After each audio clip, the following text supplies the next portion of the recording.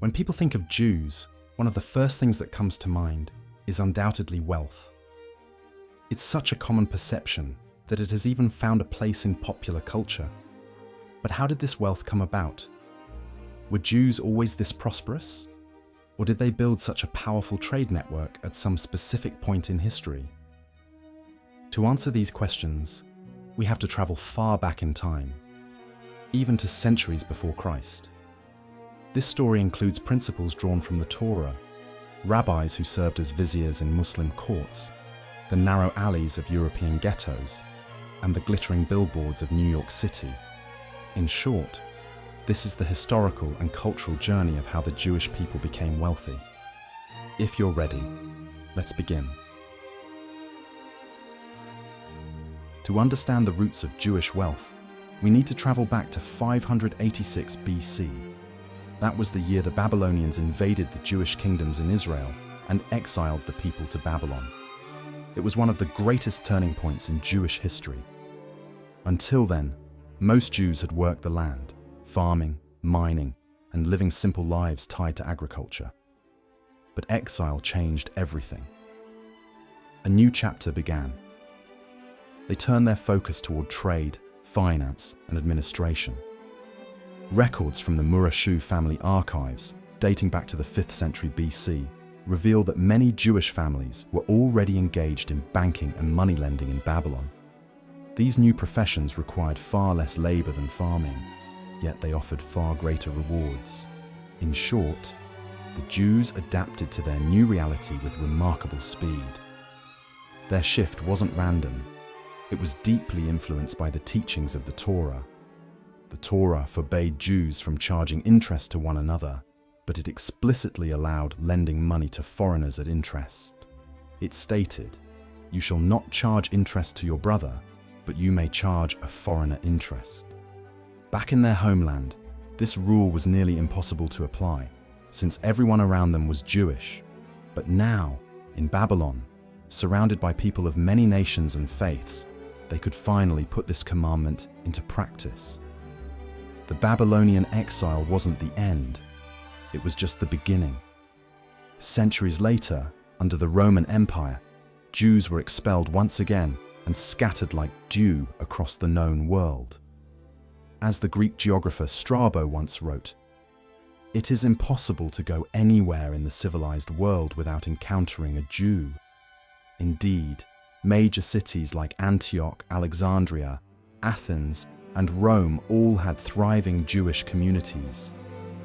And what stood out most was how Jews managed to preserve their culture while successfully integrating into the societies around them. Roman historians noted that Jews were involved in nearly every type of commerce in the city of Rome. They prospered quickly as artisans and merchants, but their success didn't end there. One of the most profitable trades of the time, gladiator management, was also dominated by Jewish entrepreneurs. They would purchase slaves, train them as gladiators, and send them into the Roman arenas, earning vast profits in the process. Think of them as the sports agents or talent managers of the ancient world.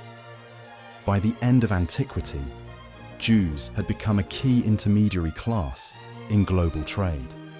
They spoke Aramaic and Hebrew, and many had also mastered Greek and Latin, a rare advantage in a world where literacy was scarce. Jewish education emphasized reading and writing for every man, making them one of the most literate and skilled minorities of the ancient era. They drafted contracts, kept financial accounts, and conducted international correspondence. Skills that brought both wealth and influence. By combining trade with diplomacy, they built powerful connections with rulers and administrators. And the foundations laid in this period would eventually give rise to one of the most extensive and influential financial networks the world has ever known. The Middle Ages were a time of both suffering and opportunity for the Jewish people. Over the course of 1,000 years, they were exiled and excluded again and again. Yet at the same time, they rose to prominence in trade, banking, and even within royal courts. Starting in the 7th century, as the Islamic world expanded, many Jews began living under Muslim rule. From Jerusalem to Andalusia, they coexisted peacefully with Muslims across a vast region. And once again, trade, money lending, and administration became the fields where they thrived the most. In Granada, a Jewish scholar named Samuel ibn Nagrela rose to the rank of vizier in 1027, a position he would hold for 30 years. His story alone shows how Jewish intellect and skill opened doors even in Muslim courts. There was another major factor at play. Both Islam and Christianity forbade charging interest on loans. But Jews weren't bound by those restrictions, and that gave them an enormous advantage. Across Europe, nobles and landowners constantly needed cash, and when no one else could lend to them, they turned to Jewish moneylenders.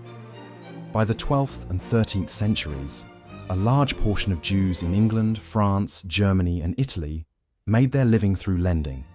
But Jewish enterprise wasn't limited to finance. As the Islamic world gained control over Mediterranean trade, Christian merchants could no longer deal directly with the East. And that's when a special group of Jewish traders emerged, the Radhanites. These merchants acted as intermediaries between the Christian and Muslim worlds. The historian Elazar Ashtor described it like this: when the Mediterranean became closed to Christian traders, the Radhanites stepped in. They belonged to no empire, and that made them perfect go-betweens.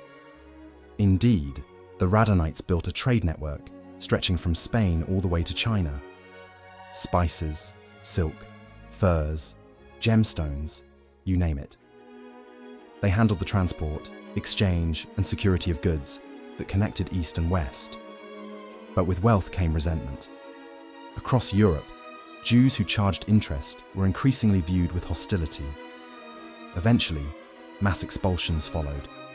From England in 1290, France in 1394, Spain in 1492, and Portugal in 1497. Yet history has its ironies. Every exile somehow opened a new door. This time, the path led east, to the welcoming lands of the Ottoman Empire. Expelled from Spain and Portugal at the end of the 15th century, the Jews found refuge in the Ottoman Empire. The Ottomans welcomed them with open arms. Large Jewish communities soon formed in cities like Istanbul, Thessaloniki, Edirne, Izmir, and Bursa. These Jews became known as the Sephardic Jews. While in Europe they had been forced into ghettos, in the Ottoman lands they were free to live openly. Under the millet system, they were allowed to practice their religion, preserve their traditions, and continue their trades without restriction. Before long, they became an integral part of the Ottoman economy, in commerce, banking, money exchange, textiles, jewelry, medicine, and even printing. In fact, the very first printing press established in Istanbul in 1493 belonged to Sephardic Jews. Some Jewish craftsmen who migrated from Europe also contributed directly to the empire's military power, introducing advanced techniques in cannon casting and gunpowder production. So their impact was not only economic, but strategic as well. Meanwhile, the world itself was undergoing massive change. With the age of exploration, global trade routes began shifting from the Mediterranean to the Atlantic. And once again, the Jews were among the first to recognize the opportunity. By the mid-1600s, they were allowed to return to England. And as soon as they did, they became influential players in London's financial world.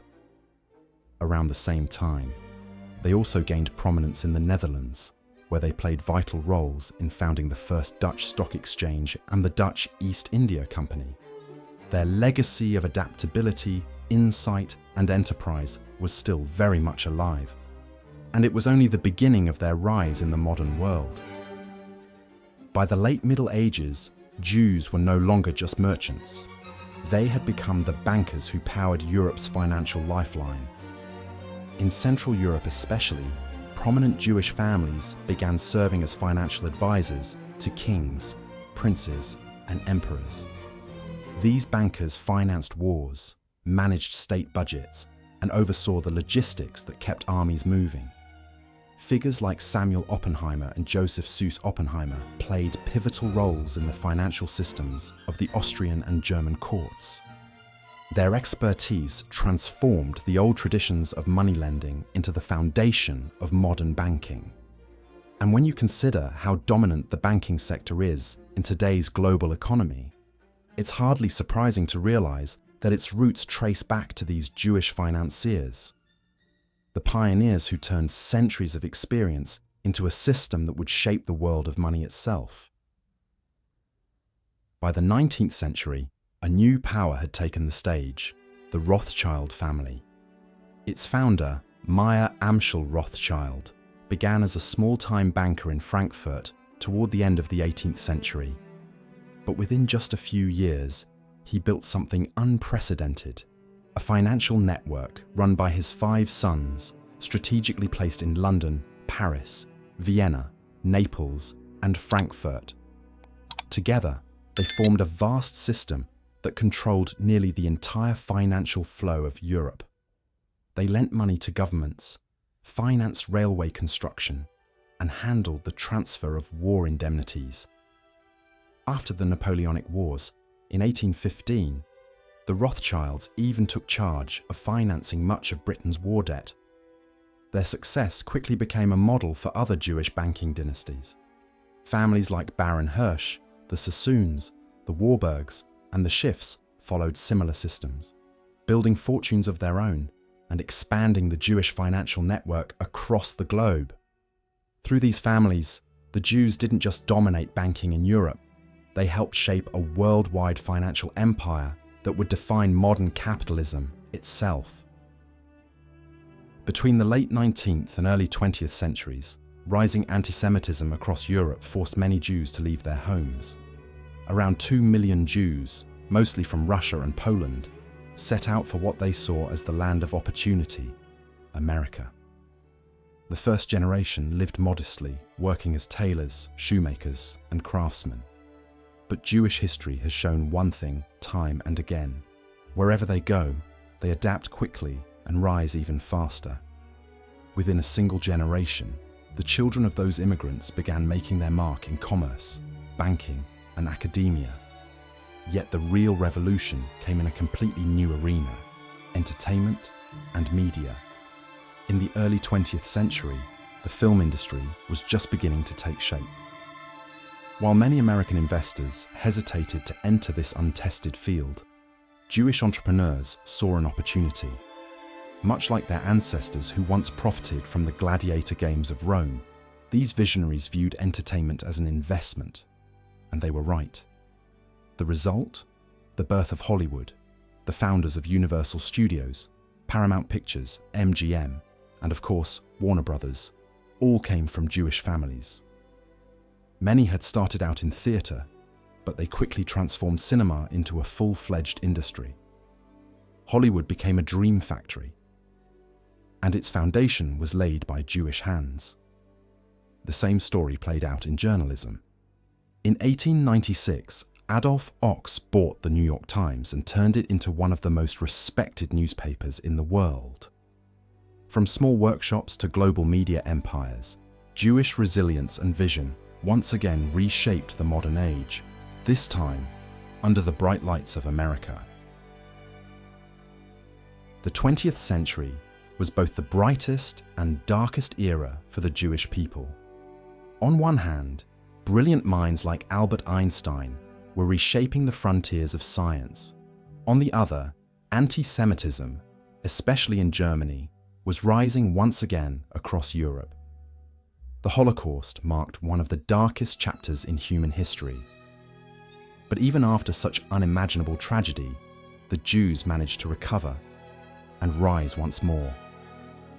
This time, their new center of gravity was the United States of America. In the post-war years, Jewish entrepreneurs, scientists, and media executives climbed rapidly to the top. Jewish names began to dominate the Forbes billionaire lists and the Fortune 500 companies.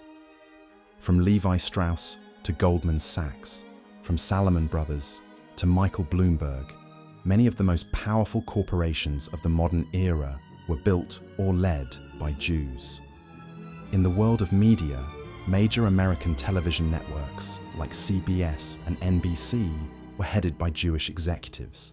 And in film, icons such as Steven Spielberg and corporate leaders like Michael Eisner at Disney helped shape the entire direction of modern entertainment.